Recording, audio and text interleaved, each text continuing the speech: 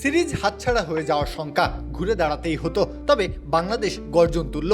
নাহিদ রানার Pfeiffer আর তানজিদ তামিমের ঝড় নিউজিল্যান্ডকে রীতিমতো উড়িয়ে দিল। দ্বিতীয় ওয়ানডে বাংলাদেশ জিতে নিল 6 উইকেটের ব্যবধানে।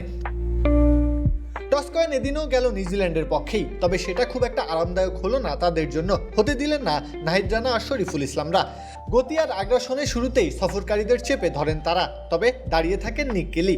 এক প্রান্ত আগলে রাখেন 83 রানের অনবদ্য এক ইনিংস খেলে। ওটাই মূলত নিউজিল্যান্ডের সেরা সাফল্য আজকের দিনের।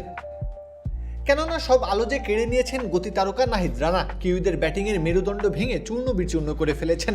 তুলে নিয়েছেন ওয়ানডে ক্যারিয়ারের দ্বিতীয়তম ফাইফার। তাতেই কেলির 83 রানের ইনিংসের পরও নিউজিল্যান্ড স্কোরবোর্ডে তোলে মাত্র 198 রান।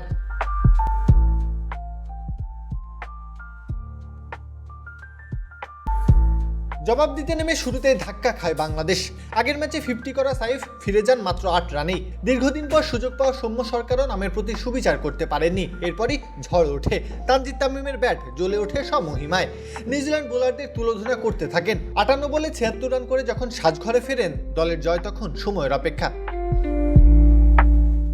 বাকি কাজটা করতে থাকেন নাজমুল হোসেন শান্ত। রিটায়ার্ড হার্ট হয়ে ফেরার আগে 50 তুলে দলকে নিয়ে যান জয়ের বন্দরে।